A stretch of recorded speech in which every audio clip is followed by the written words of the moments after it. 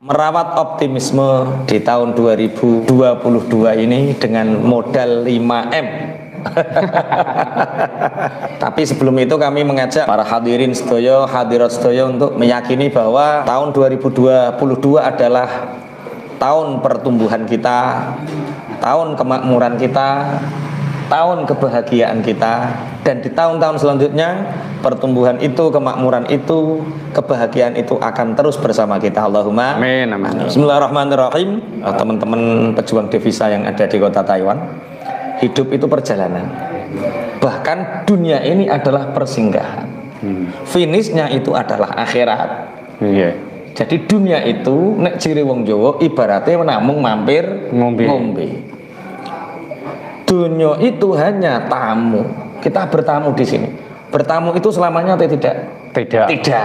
Berarti wong tamu bakale pulang. Wong lunga bakale pulang. Lah, untuk mempersiapkan itu di tahun 2022 mari kita hadapi dengan 5M. Tahu 5M? Belum tahu Pak Yai. Belum dikasih tahu kok sudah tahu. Yang pertama adalah mu'ahadah. Mu'ahadah itu perjanjian dengan Allah. Jadi setiap manusia yang lahir di bumi ini, dulu sebelum dia lahir sudah diberi perjanjian oleh Allah, yaitu asyhadu an la ilaha illallah wa asyhadu anna muhammadar rasulullah. Ibu-ibu sekalian, sebelum kita lanjutkan, mari kita tajdidul iman. Mari kita memperbarui iman kita, memperbarui syahadat kita, memperbarui muahadah kita, perjanjian kita dengan Allah. Mari kita bersyahadat bersama-sama. Mutanya dilepas nggak apa-apa. Saya bimbing dengan hati yang khusyuk, dengan hati yang khudur. Semoga syahadat kita menjadikan Allah ridho. Kita disaksikan oleh Allah dan para malaikatnya, disaksikan oleh alam, seluruh alam raya ini, makhluk-makhluk yang hari ini, malam ini menyaksikan kita bahwa kita bersyahadat. Ini yang saya sebut dengan mu'ahadah. Tahun baru bukan berarti agama baru, tapi Rasulullah dawuh jadidu imanakum bila ilaha illallah. Perbarui imanmu dengan la ilaha illallah. Mari bersyahadat bersama-sama. Saya bimbing, tirukan. Bismillahirrahmanirrahim. Bismillahirrahmanirrahim. Asyhadu an la ilaha illallah wa asyhadu anna muhammadar rasulullah. Di tahun baru ini, di malam ini kita mu'ahadah, memperbarui perjanjian kita dengan Allah, yaitu dengan bersyahadat. Bukan berarti syahadat ikut terus syahadat wis nu Mas Taib. Tapi syahadat itu mengimplementasikan, mengaplikasikan, menerapkan arti syahadat itu. Melakukan perintahnya, menjauhi larangannya. Banyak orang yang bersyahadat tapi ingkar syahadatnya. Ingkar dengan apa?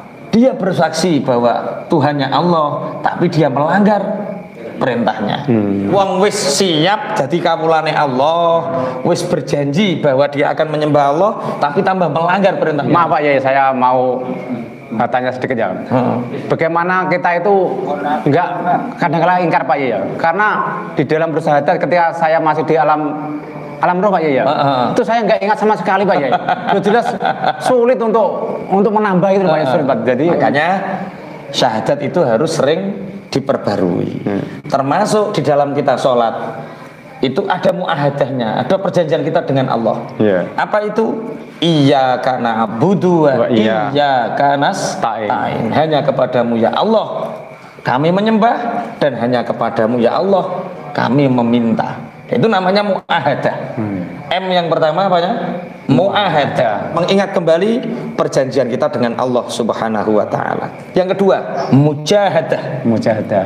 Mujahadah itu ngerti apa artinya mujahadah? Bersungguh-sungguh Pak ya? Bersungguh-sungguh dalam ibadah. Di tahun 2021 kemarin mungkin kita kurang taat, kita malas-malasan. Saatnya semangat beribadah Pak ya? Terutama beribadah Pak ya? Iya. 2021 sakit, 2022 harus sembuh, sehat. Amin. Aku sehat, amin. Aku semangat, amin. Itu harus selalu ditancapkan di dalam hati. Itu namanya mujahadah. Yang tahun 2021 kemarin banyak melakukan maksiat, Maksiat itu kalau besar, kalau kecil namanya maksiut. Berarti tahun 2022 harus taat. Kalau kemarin-kemarin kita bodoh, hari ini kita harus apa? Pintar. Membakar ganjalan-ganjalan tisu kesedihan di tahun-tahun lalu. Orang jadi TKW di sana itu, Masya Allah, mungkin ada kesedihan, dibakar tisu kesedihan itu, ganti dengan kebahagiaan. Makanya di flyer sama Mas Kofik itu diyakini bahwa tahun 2022 ini yakini bahwa ini adalah tahun keberlimpahanmu. Makanya dulu ada Mas Said di kitab Riyadun Nufus, sahabat-sahabat pejuang devisa, itu diterangkan bahwa dulu ada seorang bernama Abu Ja'far Al-Qumudi. Dia hidup tahun 324 Hijriah. Dia itu dalam mujahadahnya karena dia seorang ulama, seorang syekh terkenal, ada tamu banyak. Tiba-tiba ada seseorang yang memberi hadiah. Hadiahnya itu isinya keranjang penuh dengan kurma yang sangat mahal sekali. Akhirnya Syekh Al-Qumudi ini, betapa indahnya kurma ini, betapa mahalnya, dibagikan ke seluruh tamunya. Itu hari Kamis sore. Sekarang jam 4 kalau di Indonesia. Nah, dia hanya menyisihkan 5 butir kurma. 5 butir kurma, tamu-tamunya sudah pulang semua, dia tinggal sama 5 butir kurma. Masuklah waktu maghrib, dia ngimami sholat. Setelah ngimami sholat, di tengah-tengah sholat itu ada setan yang mengajak dia, "Hei Syekh Abu Ja'far, itu kurma sudah menunggumu. Kalau sholat dipercepat saja. Itu ada makanan halal untuk dibuat buka." Masya Allah, habis sholat dia menangis. Ya Allah, di dalam sholat kurma itu mengganggu ibadahku. Maka kurma ini nggak jadi aku makan. Sholat mana deh? Mau ngombe air putih, sholat maneh, riyadhah maneh, dan mengajar nafsunya dengan apa? Aku tidak akan memakan kurma selama 1 tahun. Masya Allah. Itu namanya mujahadah. Apa yang menyebabkan dia jauh dari Allah, dihindarkan. Apa yang menyebabkan dia jauh dari Allah, disingkirkan. Itu cara mujahadah. Masya Allah, ulama-ulama zaman dahulu. Yang pertama, 5M apa? Mu'ahadah itu memperbarui perjanjian kita dengan Allah. Yang kedua, mujahadah yaitu dengan bersungguh-sungguh mendekatkan diri kepada Allah. Yang asalnya malas menjadi semangat, yang asalnya maksiat menjadi taat. Yang ketiga, muraqabah. Muraqabah itu merasa selalu dalam pengawasan Allah. Dimanapun kita berada, yakini bahwa Allah selalu bersama kita dan mengetahui apa yang kita kerjakan. Muraqabah itu diawasi Allah. Itu pernah saya ada cerita itu, seorang murid dites sama gurunya, mau diambil menantu Pak Yaya. Siapa yang bisa menyembelih burung ini dengan tidak ada yang tahu sama sekali, saya ambil mantu. Jadi murid 3 ini bingung Pak Yaya. Akhirnya dia dibeli pisau. Bahasa Jawa apa-apa nek bahasa Indonesia kebulet. Itu bisa Pak Yaya? Bisa. Masih bisa. Maksudnya yuk dikasih bahasa Indonesia, tapi kalau takut kebulet di Jawa ora apa-apa. Enggak bisa kok, bahasa Indonesia lancar kok.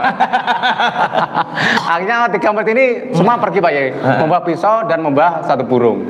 Dan yang 2 ini dia bisa nyembelih Pak Yai karena disembelih di dalam gua. Yang 2 ini bisa menyembelih dan dibawa pulang menghadap Pak Yai. Tapi yang 1 ini nggak bisa.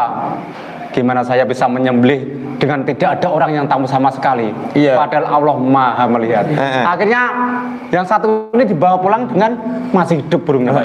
Akhirnya yang diambil menantu kok yang malah yang burungnya hidup Pak. Yang bisa menyembelih tadi itu malah tidak diambil menantu. Katanya, kamu bisa menyembelih. Saya bisa Pak Ustadz. Karena apa? Saya bawa di dalam gua. Di dalam gua tidak ada yang tahu sama sekali. Tapi yang berarti syaratnya nyembelihku harus tidak ada yang tahu. Sedangkan murid yang 1 ini dia yakin Allah tahu. Nah inilah pedoman dia membawa seterus burung itu dibawa pulang dengan menghadap Pak Yai dengan keadaan hidup. Itu suatu contoh Pak Yai. Cukup Pak, namanya muraqabah. Oh, muraqabah Pak Yai. Ganti saya yang cerita ini. Dulu itu ada seorang ini menangi Kanjeng Nabi, namanya Al-Mismar Ibnu Makhramah. Beliau saat usia 8 tahun Rasulullah meninggal. Jadi Abu Miswar al-Maghromah itu usia 8 tahun Rasulullah meninggal. Suatu saat Sayyidina Umar bin Khattab menjadi khalifah, Amirul Mukminin. Abu Miswar ini saudagar dia. Membeli hasil panenan, memberi hasil panenan, memberi hasil keamanan, semua komoditi dibeli. Iya. Kemudian ditaruh di gudang. Iya. Nah, ini kalau ini paceklik harganya pasti Mahal. Dia baru ngerentak seperti itu, hujan deras, tandanya bahwa ini masyarakat akan panen raya. Dia tidak suka. Duh, udan geragak situ payu mahal. Setelah dia itu padahal itu kerentaknya hati loh. Masya Allah. Kerentaknya hati, dia beristighfar sambil menangis. Masya Allah. Muraqabahnya itu tidak zahir tok, batin. Masya Allah. Ya Allah, bagaimana mungkin seorang muslim senang kalau orang tidak panen? Ya Allah, bagaimana mungkin seorang muslim senang tidak datangnya hujan? Ini hujan aku kok nggak seneng. Ya padahal lagi kerentek sedikit tok. Sebagai perwujudan istighfarnya itu, dia membuka kunci gudangnya, semua bahan komoditi itu dibawa ke teras masjid sampai penuh itu teras-teras masjid, kemudian lapangan itu penuh oleh bahan makanan pokok komoditi Abu Miswar al-Maghromah. Kemudian dia menyampaikan kepada khalifah, ya Amirul Mukminin, sungguh aku membeli bahan makanan ini dengan sangat murah. Maka hari ini siapapun yang ingin membeli daganganku ini, aku jual dengan harga sama saat aku ngolak, saat aku membelinya. Masa. Tidak mengambil untung sepeser pun. Karena apa? Untuk menebus kerentek hati yang jelek ono udan kok atine gak seneng ben payu larang. Iya, iya. Yang keempat, muhasabah. Muhasabah. Hasibu qabla an tuhasabu. Hitunglah, hisablah dirimu sebelum kamu dihisab oleh Allah. Wazinu anfusakum qabla an tuwazzanu. Timbang amalmu sebelum amalmu ditimbang oleh Allah. Ibu-ibu yang ada di sana sebelum tidur lihat langit-langit kamar. Kemudian ingatlah apa yang sudah dikerjakan tahun ini. Ingatlah apa yang dikerjakan waktu ini. Apakah yang dikerjakan dari perbuatan-perbuatan di tahun ini. Kemudian bandingkan akeh apike apa akeh eleke, banyak buruknya atau banyak baiknya. Ada cerita tentang muhasabah. Beliau ulama yang fakir, beliau ulama yang zahid, zuhud, beliau ulama yang hanya punya harta 3, sandal. Zaman dulu kopiah itu seperti sapu tangan, terima ditalikan serit. Kopiah, sapu tangan. Yang ketiga bejana untuk wadah air wudhu. Suatu ketika Abu Abdillah ini bertemu dengan seorang pengemis. Mengemis minta sesuatu. Abu Abdillah ini berpikir, saya tidak punya apa-apa. Saya hanya punya bejana, tapi kalau ini tak kasihkan, nanti saya wudhu pakai apa? Apakah tak kasih sandal saja? Tapi kalau saya nggak pakai sandal, saya bisa menjaga najis dari apa? Apakah kopiah saja ya? Apakah sapu tangan yang saya jadikan kopiah saja ya? Tapi bukti seorang yang adil perilakunya, yang wirai perilakunya adalah orang yang selalu menutup kepala. Makanya ada yang mengatakan bahwa saksi nikah itu kudu wong sing adil. Di antara nih adil itu wong sing sering nutup kepala. Makanya diusahakan masuk topenan, kupluk, masuk gak kopian, yang penting kepala itu ditutup sebagai bentuk muru'ah. Ini Abu Abdillah seperti ini, tak kasih apa? Sapu tangan toh. Akhirnya karena memikirkan 3 hal ini kelamaan, akhirnya pengemis mengatakan ini, hai orang yang lemah keyakinannya, Masya Allah, hai orang yang lemah hatinya, cukup kamu miliki saja sapu tanganmu itu, aku tak pergi kelunyur. Akhirnya istighfar dia. setelah istighfar, dalam kitab Sifatus Sofiyah itu dia mengatakan bahwa untuk menebus introspeksi dirinya itu dia tidak memakan roti kecuali roti yang kering, dan itu bertahun-tahun. Jadi cara saya kira aku mau mangan sego beras, aku mangan sego karak sebagai bentuk riyadhah. Jangan sampai hati ini, misalkan begini, misalkan ikut kopiah dikekno, Allah ngasih kopiah lagi kan. Okay.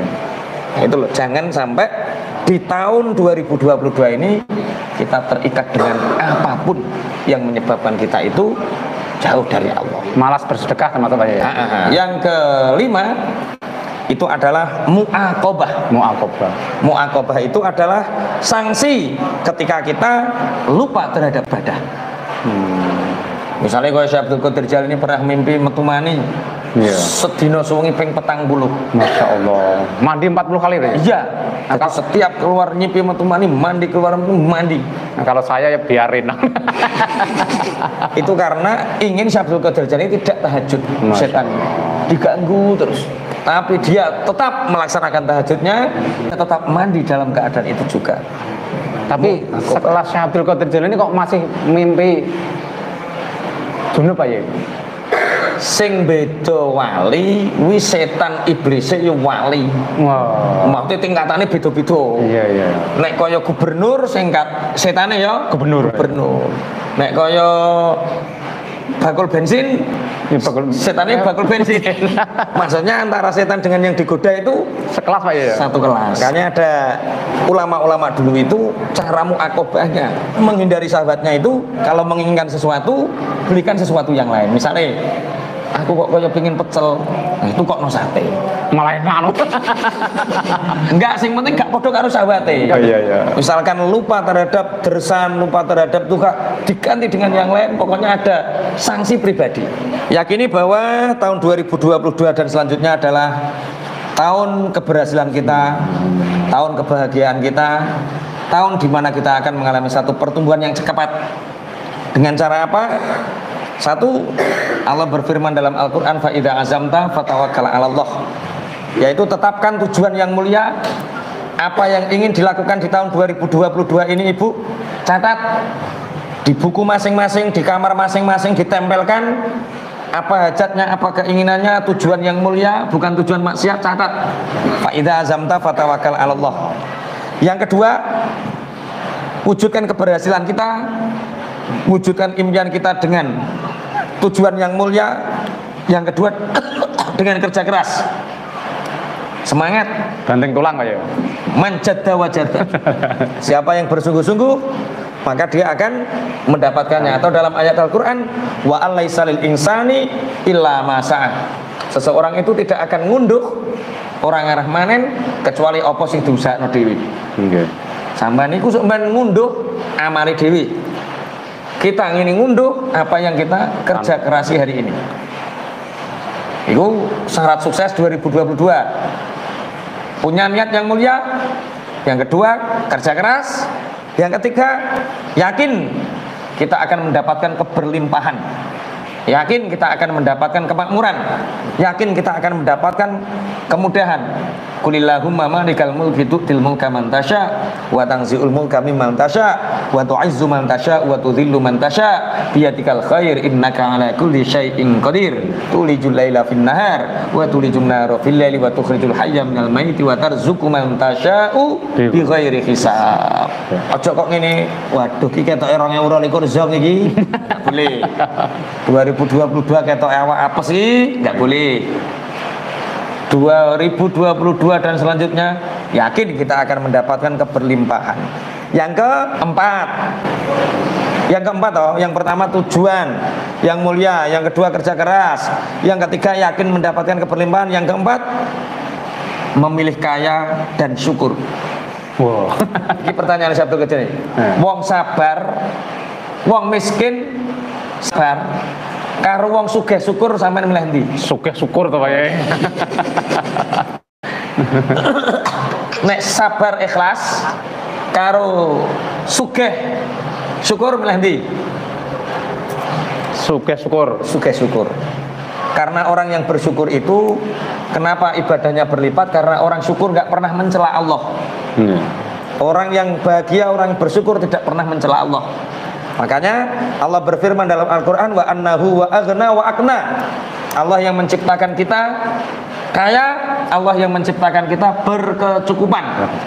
Maka yakini bahwa tahun 2012 selanjutnya adalah Allah memilihkan untuk kita kekayaan dan kemakmuran. Allahumma amin, amin. Amin. Yang kelima, kudu tawakal ning Allah.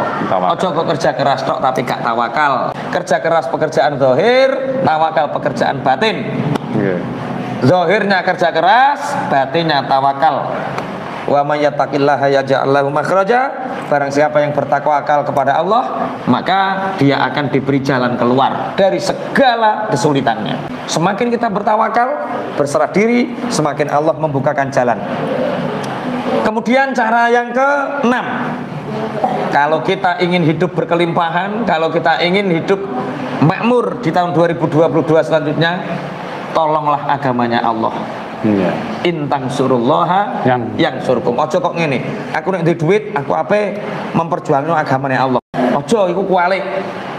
Tolong dulu agama Allah, kamu akan ditolong Allah. Itu Pak ya. Gitu caranya Pak. Berjuang dulu, Allah mencukupi kamu. Ojo kok mulai kok pondok terus kok aku tak golek duit dhisik, nek duit ape berjuang. Duit urung karuan oleh, perjuangan ya ora. Gagal. Berjuang dulu, Allah akan mencukupi. Contohnya Pak Yai. Iya Pak Yai. Ya. Berjuang. Berjuang langsung kaya. Yang ketujuh, perbanyaklah bersyukur. Mesti Mas Taib apal dalile. Siapa yang bersyukur akan aku tambah. Dalile piye? La in sakartum Pak ya. Heeh. La zidannakum wa la in kafartum inna adzabi. Bersyukur. Nek wong syukur oleh nikmat tok derajate kaya asu, Mas. Iya. Kenapa asu ketika dikasih daging dia seneng, ketika dikasih tulang dia seneng, klunyur-klunyur. Lah nek wong kok wayah seneng tok iso syukur, iku padha karo asu berarti. Maka syukur yang sejati adalah kita bisa bersyukur baik dalam keadaan bahagia tanpa syarat, syukur tanpa syarat. Alhamdulillah Pak Gusti, aku sampean pakai loro tambah Gusti kan Pak ya. Oleh Pak mboten asal ya. Imam Syafi'i. Dan aku Imam Taib. Aku yo loro mboten apa Gusti, benjing pun mari lho aku. Yang terakhir yaitu insantum ahsantum li anfusikum. Berbuat banyak kebaikan untuk orang lain, maka Allah akan berbuat banyak kepadamu. In ahsantum li anfusikum. Kowe ngapiki wong iku asline ngapiki awakmu dhewe. Kowe sedekah ning gone wong iku asline sedekah ning awakmu dhewe. Kowe nulungi wong iku asline nulungi awakmu dhewe. Kamu membuat orang lain bahagia, iku asline bahagiano awakmu dhewe. Wong nek medit-mediti awake dhewe. Hatinya sempit, keluar juga sempit. In ahsantum li anfusikum wa in asatum falaha. Itu yang bisa kami sampaikan. Ibu-ibu yang ada di Taiwan sana, masih ada waktu sekitar 15 menit. Kalau ada yang ingin bertanya, kami persilahkan. Ibu, ini Mas Taib, iku ono wong bagaimana menyikapi suara-suara bising lingkungan, tetangga, saudara. Misalnya sampean luman, kaya sugih-sugih kok kaya sedekah ngluwi wong sing sugih. Wong sampean ya nyatane urung sugih. Banyak membantu orang kaya ya ngono ki nek ngadepi piye carane? Sebenarnya edukasi dengan cara yang baik dan benar. Memang kadang kalau kita menunggu makom, maka kita tidak akan pernah sampai. Karena kita menunggu, itu artinya kita tidak berbuat. Kita menunggu untuk memantaskan diri sampai ke situ, maka sebenarnya kita tidak akan pernah melakukan itu. Maka perlu sama-sama edukasi. Kalau cara saya Bu ya, kalau istri misalkan nggak mungkin suami nuturi bojo terus bojo iku dijak ngaji. Akhirnya satu-satunya jalan bojo njak ben krungu saka wong liya. Mbak Napi nek dituturi Mas Saib ya rada angel, tapi nek tak tuturi gampang. Soalnya apa? Ternyata akeh wong gampang dituturi wong liya. Makanya ya kita edukasi dengan cara yang baik dan benar itu. Bagaimana sikap kita? Sabar itu. Kita nggak boleh marah dengan keluarga itu.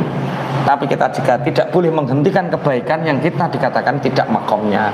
Berarti seiring jalannya waktu, dua hal ini harus berkaitan. Orang yang istilah ngendoni harus kita kencengi dengan edukasi kita, dengan ajak ngaji atau ajak gimana. Tapi kita jangan sampai futur, ojo sampai galau gara-gara omongane dulur utawa sanak saudara. Rasulullah mengalami hal yang sama. Ketika Abu Thalib mat sing mbok perjuangno apa to mat? Bagaimana sikap Rasulullah terhadap Abu Thalib? Rasulullah tetap berbuat baik, tapi Rasulullah mengatakan selama nyawaku masih ada, aku tidak akan pernah menghentikan perjuangan tauhid ini. Itu jawaban Rasulullah. Sehingga Abu Thalib ini ya sudah, kamu akan aku pertahankan selama aku hidup, aku akan membelamu selama aku masih hidup. Gitu Ibu. Oke, mungkin ada yang lain, monggo. Bolehkah kita optimis di sini kita kan kerja terus dengan kontrak gitu, terus kita masih punya hutang, tapi kita berdoa ya Allah mudah-mudahan saya bisa haji dan umroh itu apa itu boleh, sedangkan mungkin kayaknya jauh lah untuk kecapaian itu gitu apa selama 2 tahun itu masih menanggung hutang gitu, tapi kita optimis ya Allah semoga saya bisa untuk haji dan umroh. Apakah doa itu tetap bisa meyakinkan kita Pak? Apakah ada jalan lain yang bisa meyakinkan kita? Terima kasih. Serius Pak Yu. Waalaikumsalam warahmatullahi wabarakatuh. Allah memberikan keajaiban bagi orang yang mempercayainya. Kalau kita pakai hitung-hitungan matematika manusia, padahal kenyataannya hidup tidak seperti yang ada di dalam ukuran matematika manusia. Lingkungan kami Ibu banyak keajaiban-keajaiban. Nggak punya uang bisa bangun rumah, ada. Nggak punya uang bisa haji, bisa, padahal punya hutang. Dulu ketika uangnya miliaran, nggak mikir umroh, nggak mikir haji. Karena Allah sayang dicubit, bangkrut Bu. Ketika bangkrut masih nanggung hutang banyak. Hanya tinggal uang 12.000 dia punya. Allah berangkatkan dengan sangat mudah sekali. Dengan sangat mudah. Contohnya di sini buahnya Ibu seperti itu. Maka selalu optimis, yakin bahwa Allah akan memberi keajaiban bagi siapapun yang Allah kehendaki. Siapa yang dikehendaki Allah? Orang yang mempercayainya. Kalau boleh dikatakan Ibu, saya sendiri Toha Abrori Al-Fakir ini, Afwan, hidup penuh dengan keajaiban. Di saat wong iso mek banyu, aku gak iso mek banyu. Di saat orang bisa kerja, saya nggak bisa kerja dalam keadaan istimewa. Kaki saya difabel, tapi ternyata hidup itu penuh dengan keajaiban. Dan saya mempercayai itu. Saya dengan otak saya, dengan pikiran saya, dengan perilaku orang lain, pikiran orang lain, saya lebih mempercayai akan adanya keajaiban. Karena keajaiban itu sudah nyata kita rasakan. Kita bernafas hari ini Ibu, itu sebuah bentuk keajaiban dari Allah. Kita bisa menggerakkan tangan, kaki. Anda sampai hari ini bisa di Taiwan, itu keajaiban Ibu. Kalau Allah sudah memberi banyak keajaiban kepada kita untuk sekedar umroh dan haji, mestinya sangat mudah kalau kita yakin dan mempercayai keajaiban itu. Walaupun punya hutang, ada Bu orang yang punya hutang dimudahkan sama Allah. Haji umroh dulu, hutangnya lunas. Banyak. Jadi yakini bahwa keajaiban akan datang, maka Allah akan memberikan keajaiban bagi orang-orang yang mempercayainya. Bagaimana apa sumpah itu bisa diperbarui Ibu? Apa itu yang dinamakan qasam? Qasam itu sumpah. Qasam itu adalah melakukan sesuatu yang dimulai dengan wallahi, tallahi, billahi, demi Allah, demi Allah, demi Allah, atau demi salah satu sifatnya Allah. Ini berarti Kak Sito Mas Taib sing jawab ini. Mboten payu. Rasulullah pernah dimintai boncengan oleh salah satu kabilah. Rasulullah bersumpah, wallahi aku tidak akan memberimu boncengan. Kemudian tumpaan. Kemudian suatu saat Rasulullah memanggilnya dan Rasulullah membonceng 7 orang itu karena ada 5 unta. Kemudian orang ini ketika sampai di rumahnya, dia ingat terhadap sumpah Rasulullah. Jangan membuat kita Rasulullah melanggar sumpahnya. Ayo kita meminta maaf. Jangan-jangan Rasulullah mendapatkan sesuatu karena melanggar sumpahnya. Akhirnya perwakilan kabilah ini sowan kepada Rasulullah, ya Rasulullah, kami ingat betul engkau bersumpah tidak akan memberi boncengan terhadap kami, tapi nyatanya engkau memberikan boncengan itu. Apa jawab Rasulullah? Yang memberi boncengan kamu bukanlah aku, tapi Allah. Kenapa? Karena Allah mengutusku untuk memberikan boncenganmu dan menghukumku atau memberikan aku kafarah berpuasa 3 hari. La yu'akhidukumullahu billahi fi aimanikum walaki yu'akhidukum bima kasabat bima aqatumul aiman. La yu'akhidukumullahu billahi fi aimanikum walaki yu'akhidukum bima aqatumul aiman. Fakafaratu it'amu asyarati masakina min awsati ma tut'imuna ahlikum aw kiswatuhum aw tahriru raqabah. Faman lam yajid fasiyamu thalathati ayyam dzalika kafaratu aimanikum idza khalaftum. Ibu, jangankan diperbarui, sumpah itu diterjang boleh, tapi dalam menerjang sumpah itu harus ada kebaikan dan membayar kafarnya. Seperti dulu ada Zaid benci terhadap Fatimah, demi Allah aku gak akan menikahimu. Semakin dijauhi semakin ada rasa cinta. Akhirnya biar menikah. Bolehkah menikah? Boleh. Dengan cara apa? 1, membayar kafarah, bersedekah terhadap 10 orang miskin, memberi makan, atau membelikan 10 orang miskin, atau memerdekakan budak, atau berpuasa 3 hari berturut-turut. Itu kalau ingin memperbaiki sumpah. Nah, saran saya, ibu yang sudah mengatakan aku tidak akan pulang sebelum bisa buat rumah, puasa saja Bu 3 hari. Kalau nggak puasa, kalau kuat memberikan baju 10 orang, belikan baju 10 orang, atau memberi nafkah 10 orang miskin. Pilih salah satu Bu di antara itu. Sumpah bisa diperbarui. Kemudian tentang anak dan rumah, apa tadi? Tentang anak dan rumah, aku tidak akan buat rumah sebelum punya anak. Itu terjadi kepada Nabi Sulaiman alaihissalam. Sehingga Nabi Sulaiman itu nggak punya anak. Nabi Sulaiman itu punya berapa istri, Mas? 1000. Tapi saat malam itu 200 istri. Dia mengatakan kepada Asif bin Barkhaya ketika itu, aku akan menggilir 200 istriku malam ini. Semua akan punya anak-anak mujahid fisabilillah. Semua akan berjalan di jalannya Allah. Kata Asif bin Barkhaya, kenapa engkau tidak mengucapkan insya Allah? Akhirnya Nabi Sulaiman pun tidak mengucapkan insya Allah, dan Nabi Sulaiman tidak punya anak. Dari 200 orang itu punya anak 1, akhirnya meninggal di usia kecil karena lupa insya Allah. Saran saya ibu yang mengatakan bangun rumah dulu atau punya anak dulu, itu adalah ganjalan, itu adalah tisu amal. Caranya Bu, lepaskan dulu, ikhlas sama Allah, puasa 3 hari berturut-turut sebagai bentuk kafaratul aiman, sebagai bentuk tebusan sumpah. Ini sudah jam 10, sudah 1,5 jam kita berdiskusi, mengaji bersama.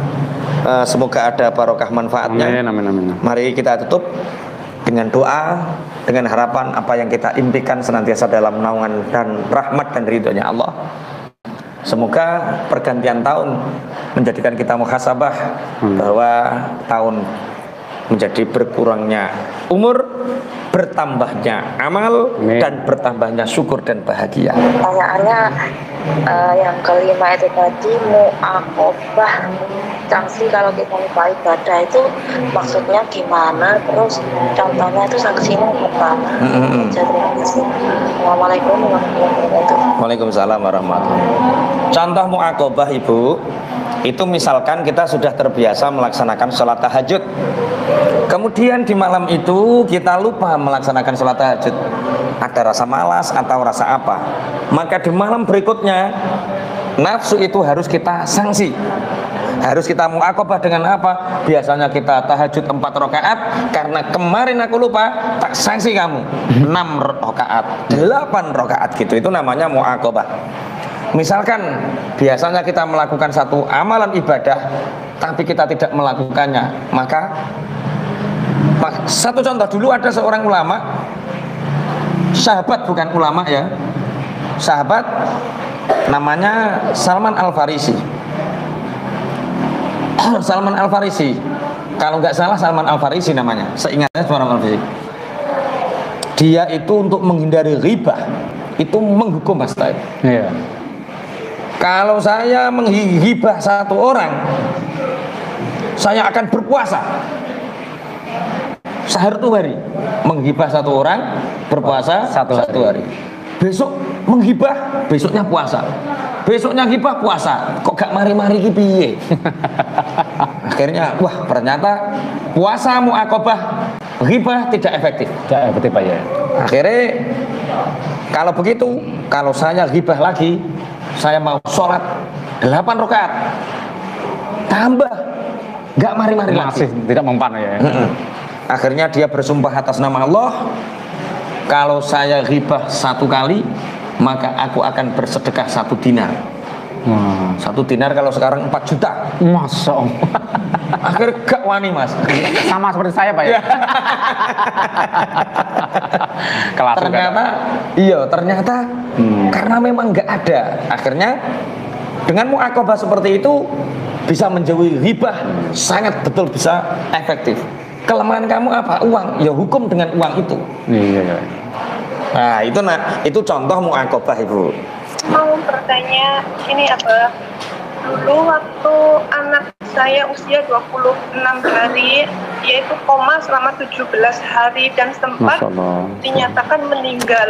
Dan waktu itu saya marah, saya harapannya campur aduk kayak gitu apa. Lalu saya bersujud kepada Allah, mohon anak saya suruh dikembalikan, apapun kondisinya saya terima dengan ikhlas. Alhamdulillah, subhanallah, Allah kembalikan anak saya dengan segala keistimewaannya. Sampai sekarang usia 3 tahun belum bisa apapun, hanya bisa miring saja. Yang ingin saya tanyakan,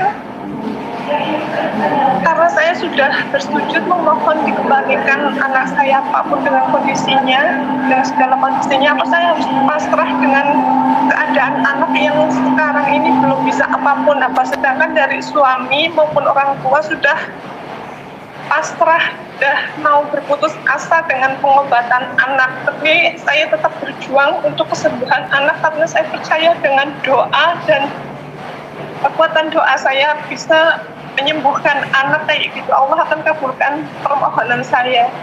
Apa yang harus saya lakukan untuk menghadapi situasi seperti ini apa? Jawabannya saya aturkan. Assalamualaikum warahmatullahi wabarakatuh. Begini Ibu ya, tadi begini Mas Taib ya. Ibu ini anaknya ketika usia 26 hari itu koma ya. Kemudian ibu ini bersujud minta kepada Allah agar nyawanya dikembalikan dan akan menerima dengan segala bentuk keadaannya. Sekarang alhamdulillah dikembalikan oleh Allah dengan segala keistimewaannya. Usia 3 tahun belum bisa apa-apa, hanya miring saja. Dalam keadaan ini apa yang harus dilakukan? Berkesudahan baik untuk orang-orang yang bertakwa. Ibu, ada 1 ayat, 2 ayat yang akan saya baca, dan ini persis dengan keadaannya Ibu. Qul la yusibana illa ma kataballahu lana wa maulana wa 'alallahi falyatawakkalul mu'minun. Katakan Muhammad, tidak ada ujian yang terjadi, tidak ada orang sakit, tidak ada bencana, tidak ada kematian, tidak ada apapun ujian ini kecuali itu sudah ditentukan oleh Allah. Semuanya sudah ditentukan oleh Allah. Wa 'alallahi falyatawakkalul mu'minun. Dan hanya kepada Allah lah orang-orang yang beriman itu berserah diri.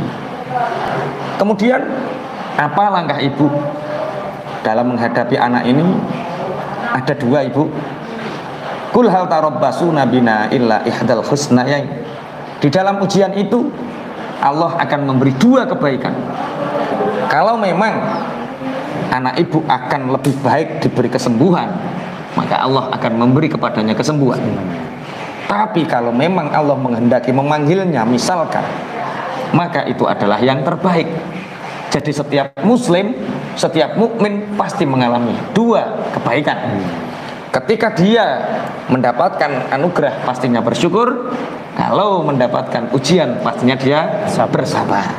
Itu Ibu, berarti pengobatan harus segera tetap dikerjakan sebagai bentuk ibadah Ibu, ikhtiar Ibu. Sabar tetap harus dijalani sebagai bentuk ibadah Ibu. Tidak ada keburukan di dalam ikhtiar. Yang salah itu ketika orang sudah berserah dan putus asa. Jadi putus asa sing gak oleh putus asa Mas Tay. Iya. Sampean terus nyerah wis gak sah propolis-propolisan, gak sah herbal-herbalan, gak sah dokter-dokteran, lah itu sing gak oleh. Karena ikhtiar itu menjadi ibadah. Putus asa itu. Karena begini, antara orang tawakal dengan orang putus asa itu kaca emuk sak jarake sehelai rambut. Kowe iki putus asa apa wong tawakal? Sulit Pak ya membedakannya. Sulit dibedakan. Yang tahu hanya orangnya. Ciri khas orang yang katok, yang putus asa itu tidak ada ikhtiar. Ciri khasnya orang yang bertawakal itu berikhtiar. Itu Ibu, kami hanya mendoakan semoga Ibu diberi kesabaran, ketabahan, kebahagiaan. Jangan sampai mencela Allah.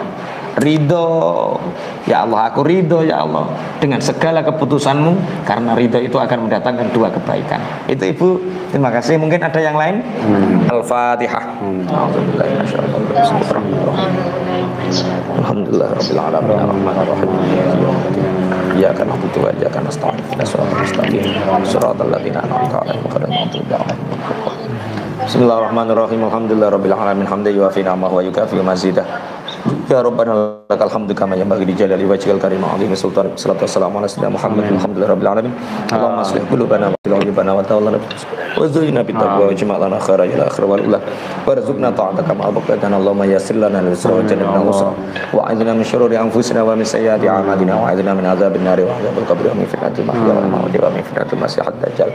Allahumma inna na'udzubika min jahdil bala wa darkis syaqqa wa sulul qada wa syamatatil a'da. Rabbana atina min ladunka rahmatan wa hab lana min amrina rasyada. Rabbana atina fid dunya hasanah wa fil akhirati hasanah wa qina adzabannar. Wa sallallahu ala sayyidina Muhammadin subhana rabbika rabbil izzati amma yasifun wa salamun alal mursalin walhamdulillahi rabbil alamin. Dari kami cukup, mohon maaf atas segala kekhilafan dan kekurangan.